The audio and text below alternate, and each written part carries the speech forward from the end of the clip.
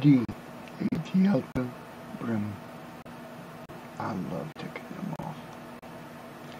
They're too full of themselves and they don't really know what they're talking about. But I love doing it. So, hope you guys are having a good day or night, whichever it might be. I'm just going to do scripture and scripture discussion on this at this point.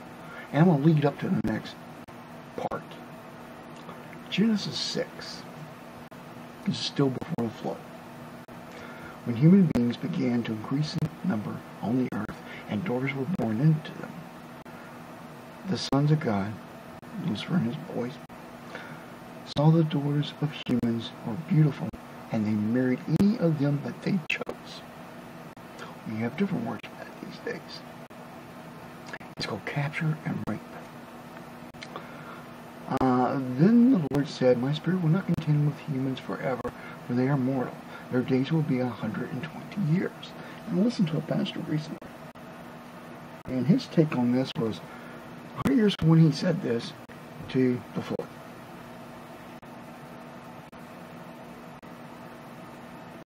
Nope. Disagree. To God, there's 3 different types of years.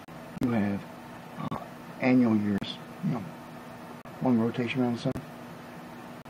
You also have sabbatical years, 7 rotations around the sun.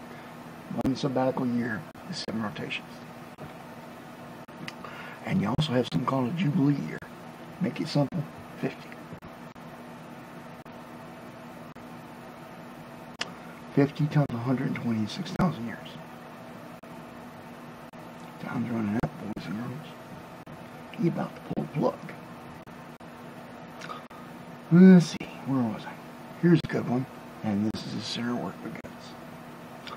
The Nephilim were on the earth in those days, and also afterwards, when the sons of God came into the daughters of men, and they bore children to them. These were the ancient heroes, the men of renown. I put the in there, it just doesn't read right otherwise. Doesn't say that, but it doesn't read right otherwise. Now let's actually look at this in reflection to Hebrew, because the whole thing's sort of botched really, but let's try to unbotch it some. The word in this translation used as afterwards is achar. Strong word, 310. This word means afterwards, after, following, subsequent. Okay. The word used in this translation, when, is achar. Strong word, 834. It can be translated as when, but it is more often translated as because, 73 times versus 44 times. Bad translation. In this given translation, heroes, and I don't think I'm going to pronounce this right, but Kahima, sorry if I mispronounce it, this is the best I'm going to get, translates out to 2 different concepts. Giants, or mighty men. David's boys that were with him that went out killing giants, or Goyim, I'm not Goyim, but Gahim, whatever the word is. I can't say it now. I can say it earlier, but I can't say it now.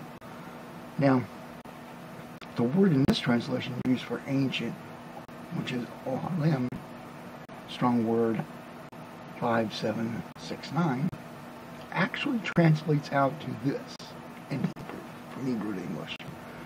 Very distant past. 110 times is translated out as everlasting. And it's translated as forever 136.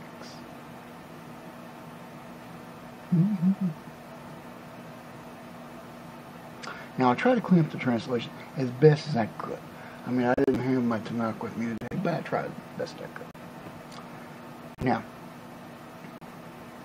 the correct translation would read like this. I'm sure I can fix it a lot better, but this was on the cuff. The Nephilim, which are giants, were on the earth in those days. And also because when the sons of God, Lucifer and his boys, impregnated the daughters of men and bore children to them. These were the giants, men of renown.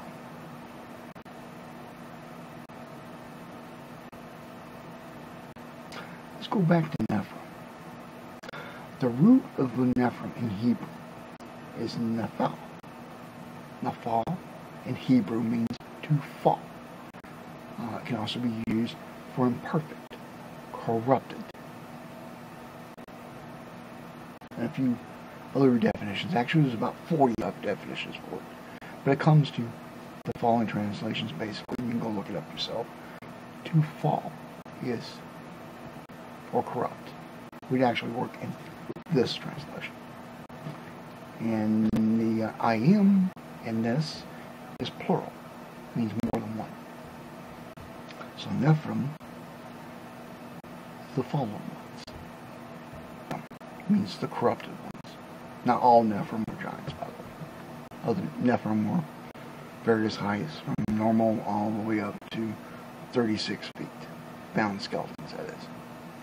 And it doesn't imply that they all had to be giant, but they were deformed in some way.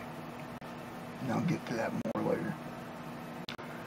The Lord saw how great the wickedness of the human race had become on the earth, and that every inclination of the thoughts of the human heart were evil all the time. When's all? Always. All the time. Every second, every minute, every day. All the time. The Lord regretted that he made human beings on the earth, and his heart was deeply troubled.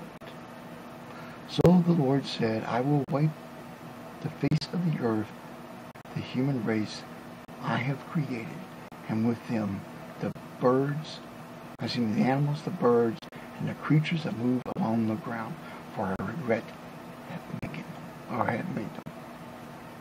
Why would he say that? Why would God say that? He created all that, right? Right? The Nephilim, and I'm using the funny books on this at the moment.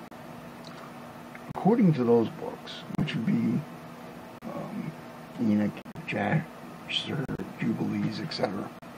According to the funny books, and this I'm pulling only because it actually fits the topic, and what I know from my sources.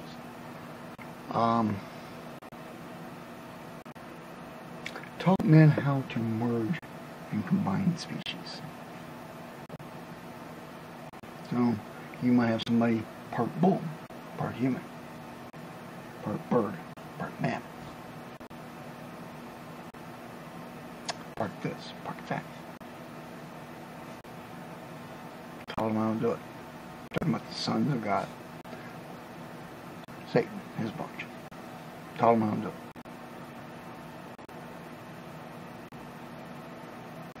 Everyone. So, God, faced with this problem, decided to wipe the planet clean. But he found favor in Noah. So, because the line of Noah was pure, meaning Noah, his wife, and his wife was a daughter of Enoch, directly or indirectly, I can't remember. And that means all his sons were pure. Right? So, he decided to save what little purity was left in the world that wasn't corrupted. And to save Noah and his family and their wives. Notice I didn't say their wives, meaning the sons' wives, were uncorrupted. They were corrupted. They would produce corrupt seed. I'm saying all the wives. I actually believe one of them wasn't. But that can't be proven, but it is generally accepted, and I'll take more into it later to be sure. But Yeshua came from that line. Or Isa. For my dearly beloved woman. Isa came from the pure line. Didn't come from the other sons. And the other sons I'll mention later. And I'll go a little bit more into this corruption. It's an interesting conversation. But not something that my atheist friends might understand. Because it conflicts with what they would call established facts. Of course, a long time ago, established facts, and I'm talking about pre-Christian days. The established facts was the earth was the center of the universe, and it was flat. That came up with by a pagan. And that was the established facts of the day. If you want anything about established facts, as far as humans bring it up and think about it, it always changes. But the Bible never changes. It's always there. It's always the same. I'll see you in the next part. That'll be the more interesting one. This is an intro into that. Take care. Shalom. And or McGraw in English for you. I know you seem to be wanting to speak English these days.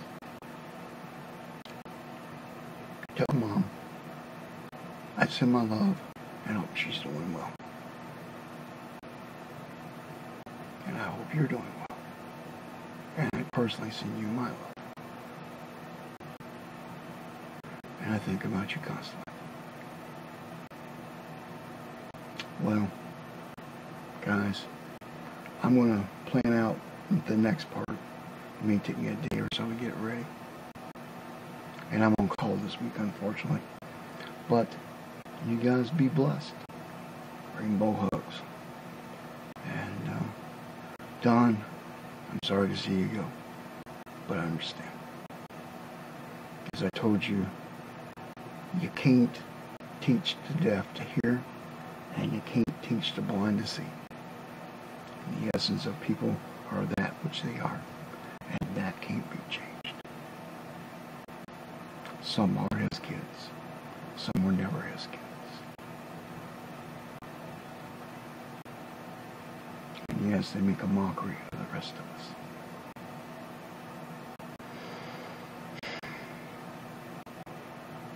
Take care, all.